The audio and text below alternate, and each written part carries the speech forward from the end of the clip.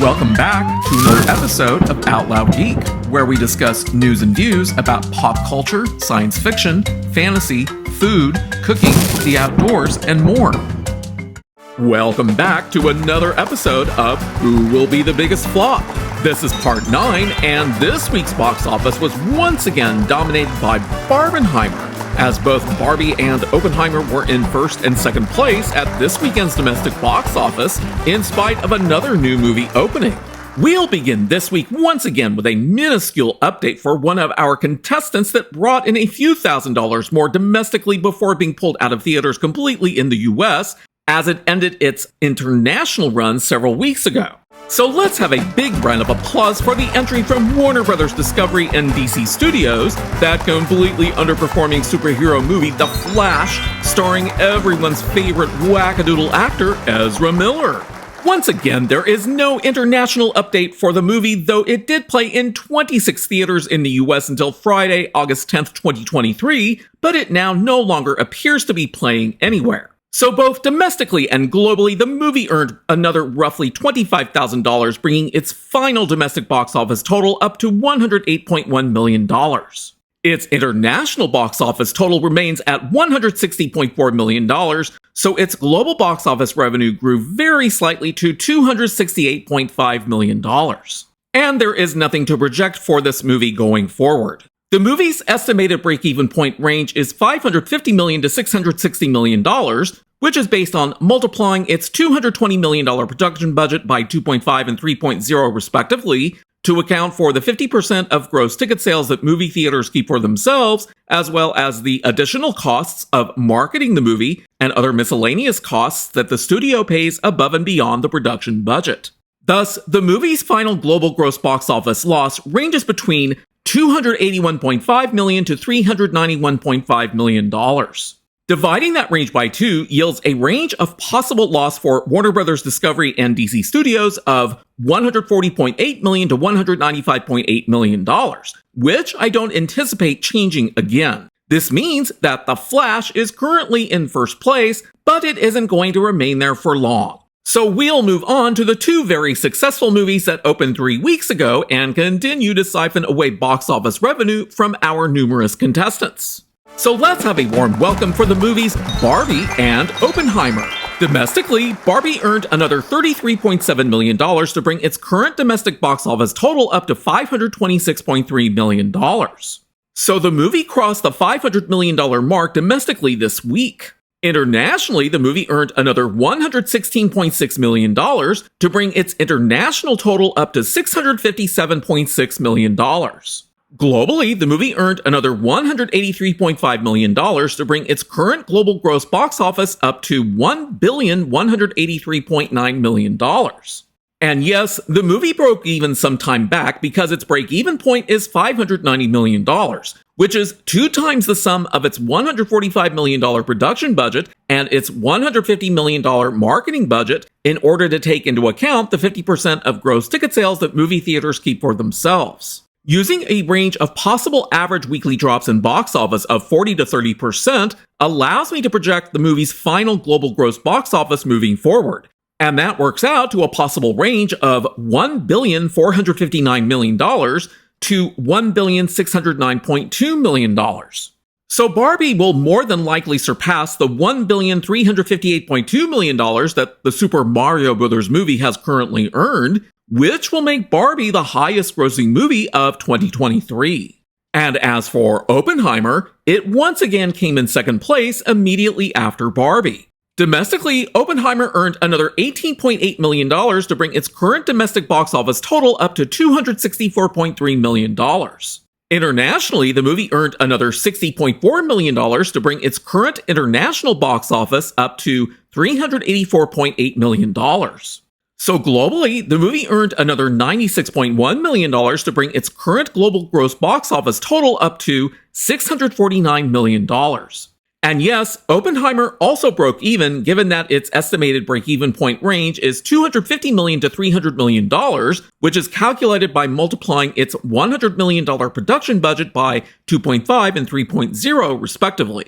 And for those who are wondering, by using average weekly drops of 40 to 30%, I can project that Oppenheimer's final global gross box office will probably range between $793.1 million to $871.8 million. That brings us to our second contestant in Who Will Be the Biggest Flop, and this movie came in third place overall at the domestic box office behind Oppenheimer. So let's have a warm welcome for the movie from Paramount Pictures and Nickelodeon Movies, the animated movie Teenage Mutant Ninja Turtles Mutant Mayhem. The movie earned another $15.8 million domestically, which was a drop of 43.65% from its opening weekend to give it a current domestic box office total of $72.8 million. Internationally, the movie earned another $13.4 million, which was a gain of 57.65% over its international opening weekend numbers to give it a current international box office total of $21.9 million. Globally, the movie earned another $43.2 million, which was a weekly drop of 16.22% to bring its current global gross box office total up to $94.7 million. When I project this forward using possible average weekly drops of 40 to 30%, the final global gross box office for Teenage Mutant Ninja Turtles Mutant Mayhem may be around $159.4 million to $195.1 million. Given that the movie has a production budget of $70 million, if we multiply that by 2.5 and 3.0 to get an estimated break-even point range for the movie, we get values ranging from $175 million to $210 million. Thus, Teenage Mutant Ninja Turtles Mutant Mayhem could potentially break even and be disqualified, but it may also lose anywhere from $0 to $50.6 million in global gross box office revenue, which, when we divide that range by 2, means that Paramount Pictures and Nickelodeon Movies could lose around $0 to $25.3 million. This puts Teenage Mutant Ninja Turtles Mutant Mayhem currently into second place behind The Flash, which is currently sitting in first place. And that brings us to a movie that only opened last weekend but was number 4 overall in this weekend's domestic box office. So let's have a warm round of applause for the movie Meg to the Trench, as produced by CMC Pictures. The movie earned another $12.7 million at the domestic box office to bring its current domestic box office total up to $54.1 million. But it earned another $90.8 million internationally to bring its current international box office total up to $202.8 million. Globally, the movie earned another $114.9 million to bring its current global gross box office total up to $256.9 million. So using an estimated range of average weekly drops from 40 to 30% yields a possible final global gross box office range for Meg to the Trench of $429.3 million to $524.2 million. Given that the movie has a production budget of $129 million, by multiplying that by 2.5 and 3.0, we get an estimated break-even point range of $322.5 million to $387 million for the movie. So it's far more likely after this movie's second weekend at the box office that it will break even. Thus, while Meg to the Trench cannot currently be considered to be a contestant for Who Will Be the Biggest Flop, I will continue to keep an eye on it just in case that changes. That brings us to our only newcomer this week, whose pathetic domestic opening weekend box office put it into 5th place overall. So please welcome our newest contestant to Who Will Be the Biggest Flop, an entry from Universal Pictures and several other production companies, the underperforming horror movie The Last Voyage of the Demeter. The movie earned a very pathetic $6.5 million domestically, which is currently also its entire global box office because the few international countries in which it has opened have yet to report their box office numbers. So there should be some international box office revenue to report for the movie beginning next week. But I have done projections for the movie in which I'm guessing that the movie may earn around $6.5 million internationally next weekend, along with a 40 to 30% range of average weekly drops, to yield a possible final global gross box office range for The Last Voyage of the Demeter of $32.5 million to $43.2 million. Given that the movie has a production budget of $45 million, when we multiply that by 2.5 and 3.0 to estimate a break-even point range, we get values of $112.5 million to $135 million. Thus, the movie may lose as much as $69.3 million to $102.5 million in global gross box office revenue, which, when we divide by 2, means that Universal Pictures and the other production companies behind this flop are looking to lose somewhere between $34.6 million to $51.3 million. This places The Last Voyage of the Demeter into second place behind The Flash and one place ahead of Teenage Mutant Ninja Turtles Mutant Mayhem. And this brings us to our fourth contestant, which hails from Disney and dropped down to sixth place in this weekend's overall domestic box office totals. So please give a warm welcome for the very poorly timed remake Haunted Mansion, which stars Rosario Dawson and was directed by Justin Simien. The movie managed to earn another $5.6 million domestically to bring its current domestic box office total up to $52.9 million.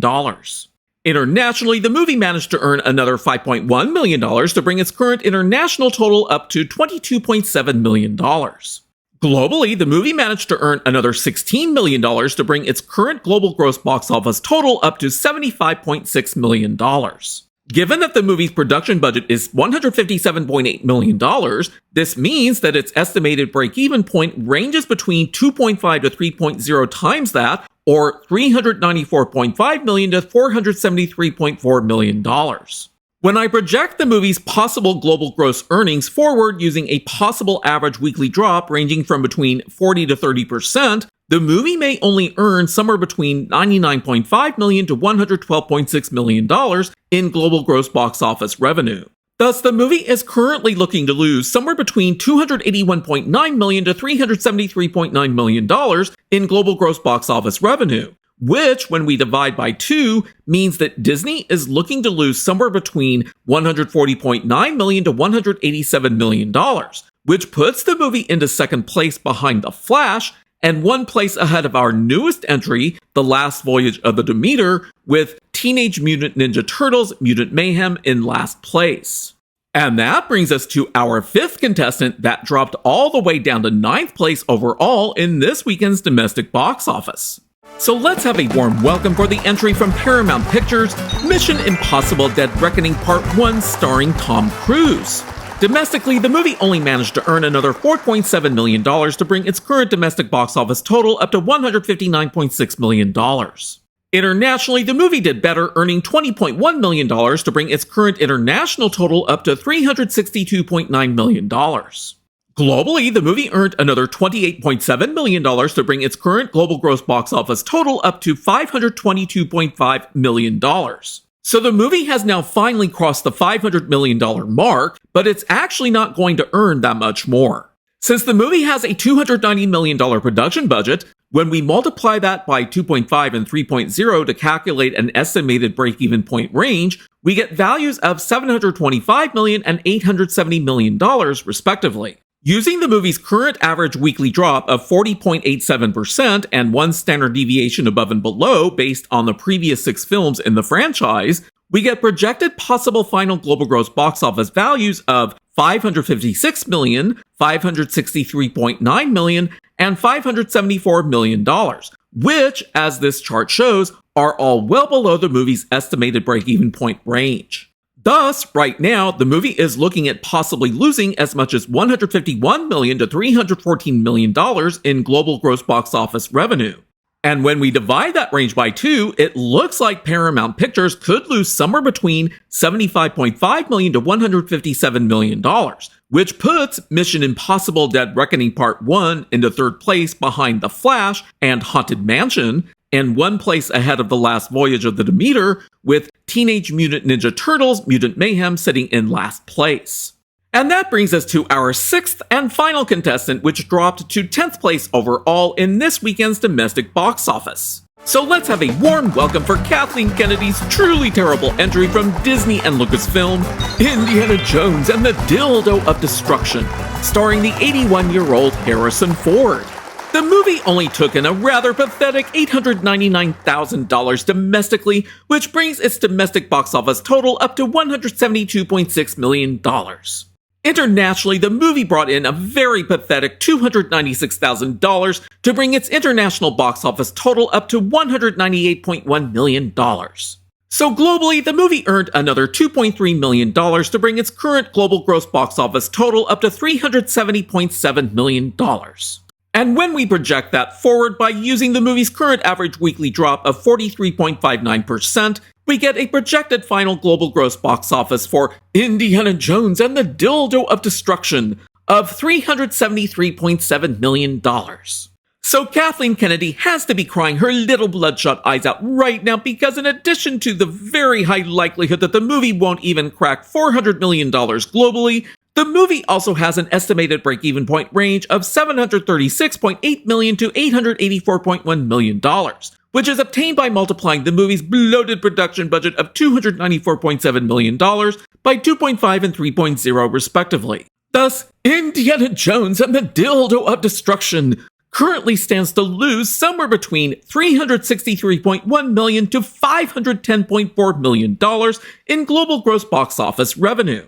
And when we divide that range by 2, we get a possible range of losses for Disney and Lucasfilm of $181.5 million to $255.2 million, which once again places Indiana Jones and the Dildo of Destruction back into first place as it has been since it opened several weeks ago. So to recap this week's results, Indiana Jones and the Dildo of Destruction sits in first place, The Flash sits in second place, Haunted Mansion sits in third place, Mission Impossible Dead Reckoning Part 1 sits in fourth place, The Last Voyage of the Demeter sits in fifth place, and Teenage Mutant Ninja Turtles Mutant Mayhem sits in last place. So be sure to tune in next week for another exciting episode of Who Will Be the Biggest Flop? Thanks for watching today, and a huge thanks to everyone who has subscribed to our channel. We appreciate your support. If you enjoyed this video, please press the like button, and please feel free to share a comment. If you'd like to help support this channel, please press the red subscribe button, and please press the bell to receive notifications for new content. You can also find us on Facebook, Instagram, Threads, and Twitter by clicking on the links in the description. Until next time, this is Out Loud Geek.